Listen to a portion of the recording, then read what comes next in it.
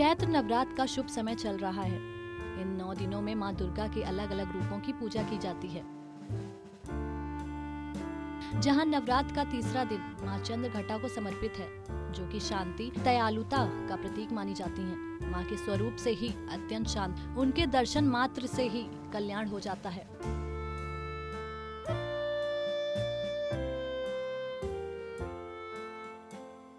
माँ चंद्रघटा की पूजा अर्चना करने से शक्ति की प्राप्ति हो जाती है। माँ अपने भक्तों से प्रसन्न होकर उन्हें शांति समृद्धि प्रदान करती है। माँ चंद्रघटा स्वरूप बेहद ही सुंदर, मोहक, अलौकिक और कल्याणकारी, शांतिदायक है।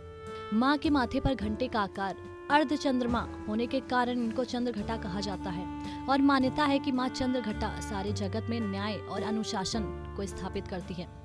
माँ चंद्रघटा को देवी पार्वती का विवाहित रूप कहा जाता है। जब माँ ने शिव शंकर से विवाह करा तो उनके मस्तक पर अर्ध चंद्रमा सजा हुआ था, तो माँ पार्वती को ही माँ चंद्रघटा के नाम से जाने जाने लगा। माँ जिस शेर पर सवार होकर आई थी उसे धर्म का प्रतीक कहा जाता है। सिंह का शरीर चमकीला और सुनहरा दिखने के कारण माँ का नवरात्रि के तीसरे दिन जो भक्त पूजन करता है उस पर सदा ही माँ की कृपा बनी रहती है। आइए जानते हैं माँ चंद्रघटा का दिव्य मंत्र। या देवी सर्वभूतेषु माँ चंद्रघंटा रूपेण संस्थिता, नमस्तस्यै नमस्तस्यै नमस्तस्यै नमो नमः। नवरात्रि के तीसरे दिन माँ की पूजा के लिए सबसे पहले कलश स्थापित करके सभी देवी देवता और माँ के परिवार के देवता जैसे कि गणेश, लक्ष्मी, विजया, कार्तिकेय, देवी सरस्वती सभी का आह्वान करते हैं और इसके बाद फिर माँ चंद्रघंटा की पूजा करें।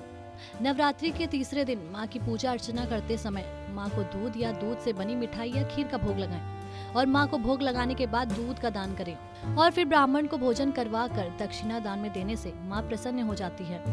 माँ की 10 भुजाएं अस्त्र शस्त्रों से सुशोभित होती हैं। माँ राक्षसों का वध करने के लिए प्रकट हुई थी। इनमें त्रिदेव की शक्तियाँ समाहित हैं। माँ का स्वरूप अलौकिक और अतुलनीय है, जो वात्सल की प्रतिमूर्ति कहा गया है। माँ को फल, फूल, दुर्वा, सिंदूर, अक्षत, धूप और दीप से पूजन करें। धार्मिक ग्रंथों में माना गया है कि माँ को हलवा और दही अति प्रिय है, इसलिए माँ को प्रसाद के रूप में फल, हलवा और दही जरूर चढ़ाएं।